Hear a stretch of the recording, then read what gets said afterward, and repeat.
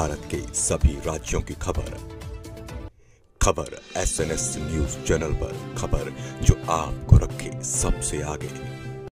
नमस्कार, SNS TV मध्ये तुमच्या सर्वांचं स्वागत आहे। मी तुमच्यासोबत करुणा। तुम्ही पाहत आहात गजानन गवई यांची रिपोर्ट।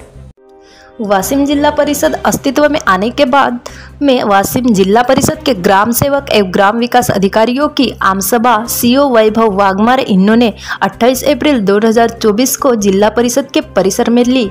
यह आमसभा को ऐतिहासिक आमसभा कहा जा सकता है। ऐसी आमसभा जिला परिषद अस्तित्व में आने के बाद पहली बार हुई।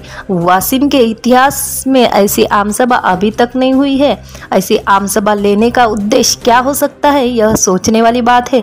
लेकिन इस आमसभा में को दिशा निर्देशन देते हुए सीओ वाघमारे इन्होंने अपने कर्मचारियों को कहा कि मैं आपको 10 नियम दे रहा हूं, जिसके तहत प्रशासकीय काम करना है। यह 10 नियम ईमानदारी से काम करने वाले कर्मचारियों को आसान लगेंगे। इस आम सभा के जिला परिषद के ग्राम सेवक, ग्राम विकास अधिकारी, अन्य प्रशासकीय अधिकारी उपस्थित रही थी। 30 ते 50 मिनिटांमध्ये जे 11 मुद्दे सांगितले जातील हे तुम्हाला त्रासदायक वाटणार नसून त्या विकास कामांना, प्रामाणिक कामाला दिशा देणारे ते मुद्दे असतील असं तुम्हाला कदाचित वाटेल। जर तुम्ही प्रामाणिक नसाल तर त्याचा तुम्हाला कदाचित त्रास होऊ शकतो। मी तुम्हाला सगळ्यांना विनंती करतो की हे मुद्दे नोंदवून घ्या। तुम्ही 11च मुद्दे आहेत, पिन पॉइंटेड। एखादा कमी जास्त झाला तर संभाषणाच्या दरम्यान तो होऊ शकतो, पण बाय अँड लार्ज हे 11 मुद्दे आहेत। ह्या 11 मुद्द्याच्या अनुषंगाने आपल्याला येणाऱ्या दिवसामध्ये ग्रामसेवकांनाही काम करावं लागेल आणि व्हिडिओना सुद्धा काम करावं लागेल।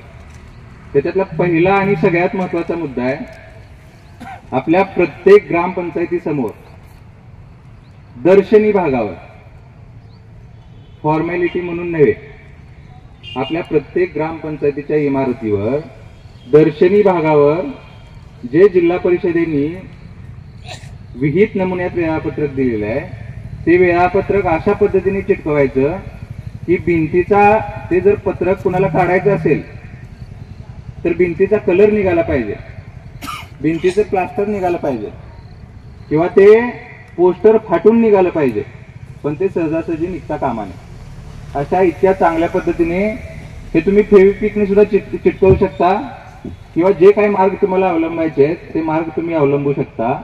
पण आपल्या प्रत्येक ग्रामपंचायतीमध्ये कुणीही अधिकारी आला, कुणीही नागरिक आला तर त्याला स्पष्टपणे माहीत झालं पाहिजे की आमचे ग्रामसेवक किंवा आमचे ग्राम विकास अधिकारी आज या दिवशी, या मिनिटाला, या तासाला या जिल्ह्यामध्ये ते कुठे असू शकतील।